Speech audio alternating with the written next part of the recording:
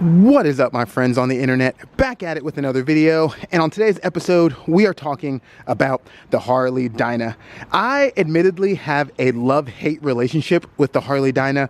I really like this motorcycle, but I also kind of don't like this motorcycle. People always ask me why I don't sell it, and it's honestly because there's a lot of redeeming qualities about this bike, but I'm kind of always in the back of my head thinking about selling it because there's also some fatal flaws.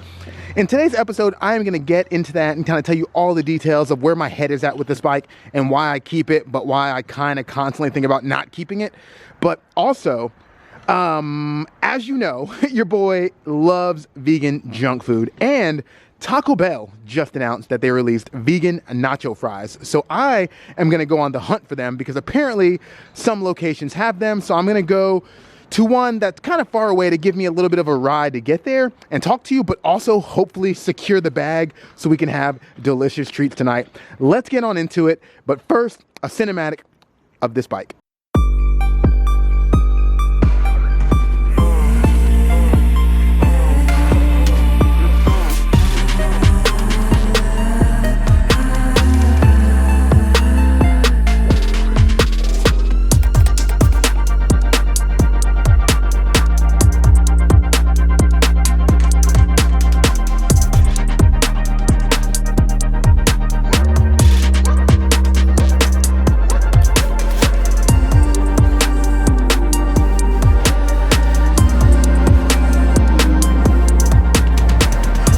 So here she is. If my microphone on that camera, the new microphone setup, actually worked, you're gonna see some standard motovlogging stuff where I talk while riding. If that mic setup does not work, as the new setups tend not to, you're probably gonna hear some voiceover with some 360 shots. I'm using 3 different cameras for redundancy, so no matter what, you get a video, but hopefully that worked out well. Time will tell. Future me already knows and is probably putting it on the screen right now. But this is my 2016 Harley Dyna. It is an FXDB, which makes it a street bob. I bought this bike for about $12,000 with just under 10,000 miles on it during the height of the pandemic when prices were crazy. So I did not get a good deal at all. This was a very bad deal on this bike, but still I kind of want to go into why I think that price is worth it and not worth it, because it is definitely both. I, for one, feel like all Harley Davidsons are a little overpriced. I think when you compare that same money, let's say $12,000 used, to what you get from any other brand, this is not a very great deal. Obviously, you can't compare like apples to oranges when it comes to motorcycles, but just thinking about it, I spent $8,000 on my Triumph bobber, and I would say it did most things as well as this bike. Obviously, it didn't carry a passenger as well, and obviously it didn't have the same level of comfort, but as far as power, fit and finish, overall reliability, all spot on, if not better on the Triumph. I honestly think Triumph has a little bit better fit and finish. The one thing I will say is my Harley, knock on wood, I'll knock on something, I won't let you guys see what that is, but knock on wood, my Harley has not leaked a single drop of anything. My Triumph definitely did. My Triumph, every single modern classic Triumph I have had or ridden leaks oil. It's just a thing. This bike has stayed completely dry.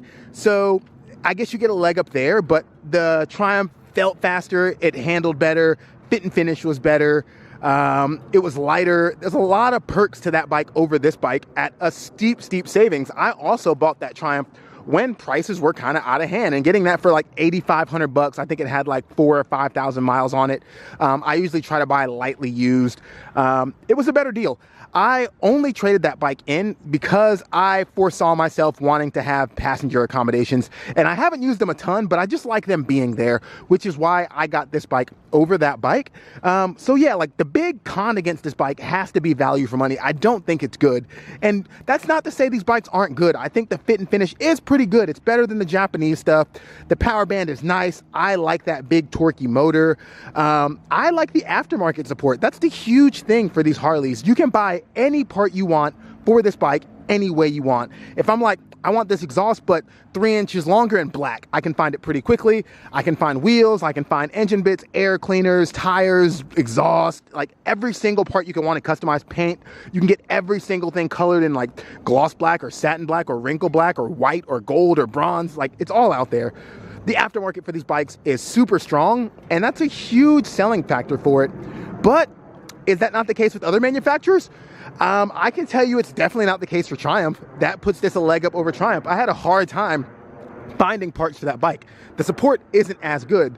There's just simply more Harleys on American roads, more people wanting to buy parts, therefore more companies supplying parts for them. It's way easier if you have a product that is really, really popular to find things for it. People don't want to spend their time and money and R&D on making parts for a bike that's not really selling. And that's the problem with things like the Triumph Bobber. Great motorcycle, zero support. So that's one of the big reasons I keep this, honestly, because you can kind of reinvent it. I wanted a club style kind of touring machine, like a kind of a hybrid kind of club style / bagger touring thing, and I built that, and it was great, it was fun, but now I'm kind of over it, and now I'm kind of thinking, man, I'd like something a little sportier, I'd like something a little faster.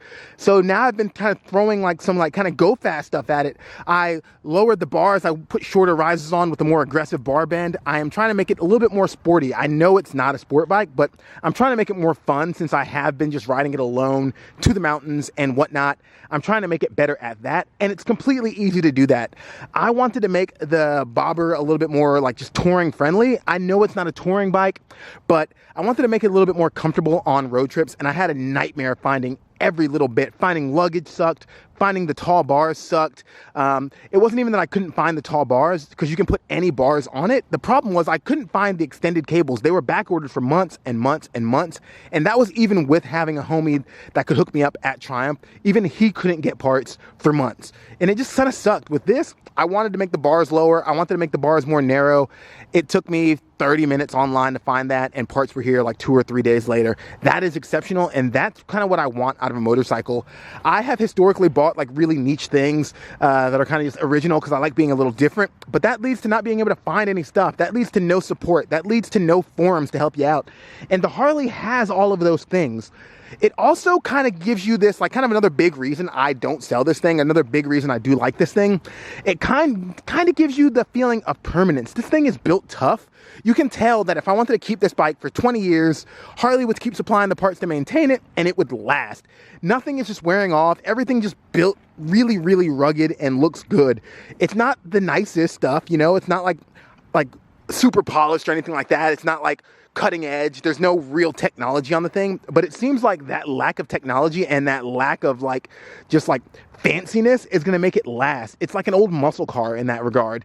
It's just going to keep going and keep trucking. It's never going to get any better. It's always going to get outperformed by new competitors, but it's always going to be there when you need it, like a farm truck, like that old muscle car, all those things that are just going to be chugging along for years and years and generations to come. This bike feels permanent. It feels like a good investment. It feels like it's never going to expire. Sometimes with the Japanese stuff in particular, I feel like you have a bike and you start to see the plastics fade and you start to see like the metal stuff kind of like flake off, like fake chrome. You start to see the plastics just kind of like thinning and dark, like just getting all white, you know. Things just get brittle and your screws are stripping every time you touch them. It's just, they seem like they're more for short-term use, which isn't the case with their cars, which is weird. Generally, you're seeing American cars age really poorly and Japanese cars kind of stand the test of time. And it's the complete opposite from what you're seeing with motorcycles. You tend to see Harleys that are old but on the road and still looking really good. When you find Japanese bikes that have kind of like stood the test of time, they haven't really. They look junky and shitty and fairings are broken and fake chrome is peeling, and this has none of that. There's very little plastic on it. All the chrome is real. Everything is metal, which kind of leads to one of the big cons with the bike. That's why it's such a back and forth. It makes the bike really, really, really heavy. This bike is so heavy that sometimes I just simply don't want to ride it. Sometimes the idea of getting it out of the carport to go ride it just sounds awful. It sounds like a nightmare. I just don't want to do it, so I don't. I'll just jump in the car or I'll take the mini moto. That's kind of one of the reasons I'm constantly wanting to sell this. When I rode the Bobber, when I rode the Bonneville, when I rode the Versus, I rode those bikes almost every single day. They made me want to jump on them because it was quicker and easier than getting in the car. It was just like, boom, you're on the bike, bop, you're brapping around, having a good time. This is kind of a labor of love. You have to get it angled right to get it out of my carport, and it's big and it's heavy and it's loud and it doesn't really handle all that well. So it's not like that much fun. It's fun to be going in a straight line, pull the throttle, get a huge rush of torque. It is not fun to be taking turns with this thing, at least if you're used to anything even slightly sportier. Worse than the Versus around turns, which I rode a lot of miles on the Versus. Worse than my Bonneville, honestly. It is better in some ways than the Bobber. The only way I will say it's better is that it has ground clearance. My Dyna is lifted, which you can't really do on the Bobber, so I have a lot more peg clearance. I can lean this boy over a lot more than I can on than I could on the Bobber. I sold it. The Bobber engine, way more enthusiastic, way more fun, and the bike, again, so much lighter. Honestly, if you can get the Bobber with a passenger seat in the same exact dimensions, I'd probably have that instead. And people will say the Speedmaster, but if you've ridden the Bobber and ridden the Speedmaster, they are not the same, my friends. They are not the same. The Speedmaster is a pig. But that's kind of like the back and forth that I deal with this motorcycle. I do love it. I do feel like it's a really good investment, not because it's a good price, not because it's a good value for money, but because it's gonna last. You can get a Honda for $5,000-$6,000 that is a better value for money, but it might not last as long as this thing will. I think my mini motos will, just because they're so simple, but a lot of the Honda sport bikes I've had, a lot of the Honda adventure bikes, a lot of the Honda cruisers especially, just aren't built that well comparatively. I had Honda Shadows for a long time when I was like just a Harley Davidson hater, when I just wasn't drinking the Kool-Aid. And those Honda Shadows just aged horribly. They always had little weird electrical gremlins. They were just kind of a nightmare in the grand scheme of motorcycling. I had them kind of early on in my motorcycling career, as we'll say, so I appreciated them, but overall, I just don't think they were very good. They're good for a beginner bike when you don't really know much. You just need something cheap to ride around on. If you want the Harley look, but you don't want to spend the Harley money, you're just going to probably drop it. It's your first bike. You're just getting into it. You're young, whatever. The budget is low. Sure, grab you a Honda Shadow 600 or 750 or whatever they're up to now for the beginner one. I think it'll serve you well, but as you ride more motorcycles, as you experience more motorcycles, as you experience the German stuff and the British stuff and the American stuff, you're going to realize that like Honda Shadow just isn't built that well comparatively. It's good, but it's not great. So you just kind of take it for what it's worth, decide what you want, decide what you are after. But for me personally, it's kind of always a toss-up. The bike doesn't make any sense to me. For the same money, I can get something way more enjoyable. I can get something way more fun. But on the other hand, it's familiar, it's easy, it's air-cooled, it's just low intensity. There's not much going on with it. It reminds you of that vehicle you keep just because it's kind of a beater, you know? You have this car that you can just go do whatever with. You don't have to really care for it that much. I don't really wash it. I barely do maintenance on it, and it just keeps chugging along reliably, which is great. But on the other hand, when you have that beater car that you can just kind of do whatever with and you let get dirty, or like that little whatever, you know, that just thing that sits there just in case you need it, that thing doesn't tend to cost $12,000. $12,000 for a motorcycle is a lot of money. I can do a lot more with that $12,000, and that's my dilemma. I am constantly thinking, man, I could just sell this bike and go get a Trident. I can go get a Trident right now, a Triumph Trident. They're not competitors at all, but I can go get that bike for $8,000, brand new, 0 miles, and it will be way more fun than this bike. But will it last as long? Who knows? Will it carry a passenger as well? Definitely not. Will it be as comfortable? Definitely not. There's just kind of always those pros and cons, but I don't know. I'm kind of constantly always looking. I really, really like the idea of the Speedmaster, or the Speed Twins. The Speed Twin 1200 looks amazing. I really like that bike. I think if I ever did part with this, it might be for something like that, because I feel like those modern classics have a little bit of the same thing going on.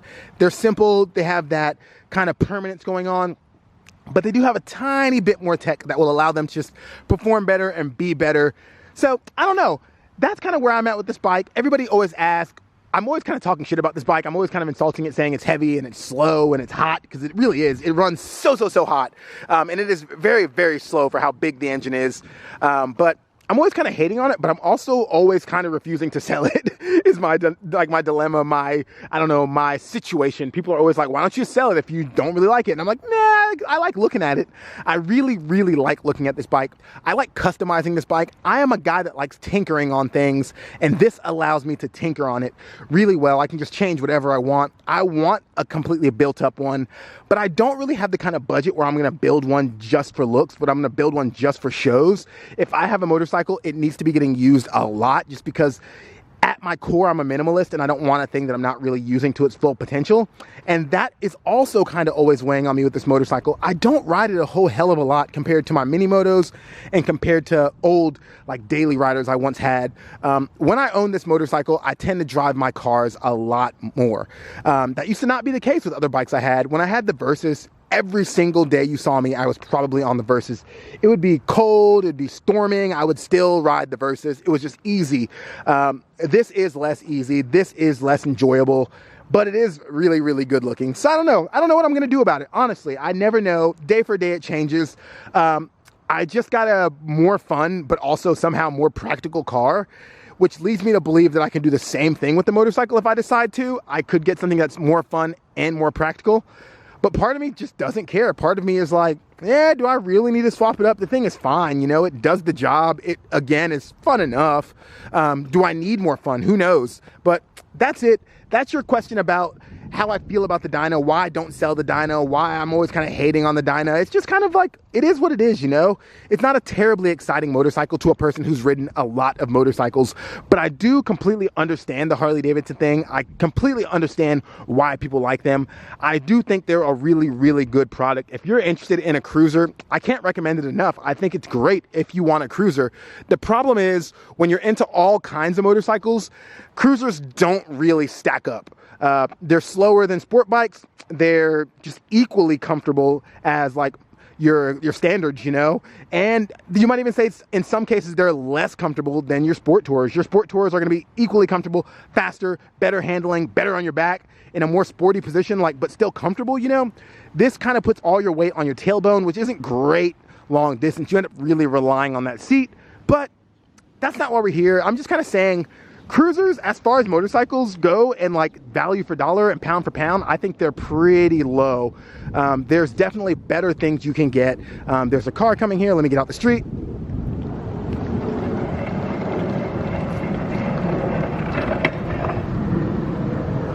Oh, they are parking. But yeah, I don't think cruisers are going to be your best bet for a motorcycle if you're just trying to get something that's really good.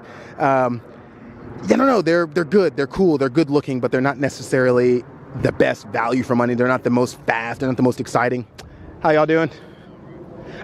Yeah, there are other options. There are other options that are potentially a whole lot better. Not even potentially, definitely a whole lot better. Yeah, it's just like, you watch any kind of motorcycle like reviewer, not a motorcycle enthusiast, but an actual motorcycle reviewer who gets their hands on a lot of bikes. None of them are riding a cruiser every day. None of them have a cruiser as their daily rider. There are motovloggers who love Harleys, that love cruisers, and they have them for themselves, but those are not the same as people that are reviewing lots and lots and lots of motorcycles.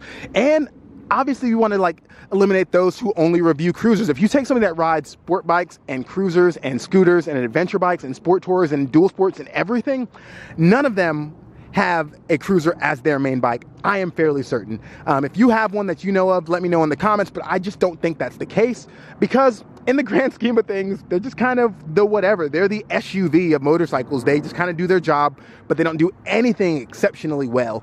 But we still love them because they look good and they sound cool, and it's like just same as your muscle cars, you know? Those muscle cars, they may be fast in a straight line, but they kind of handle like dog shit, and they're never the most refined piece of machinery. They're never really like anything more than a straight line missile that looks pretty.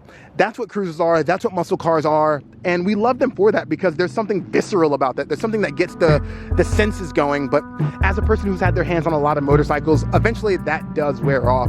It's just a matter of whether or not my lazy ass wants to actually do anything about that wearing off.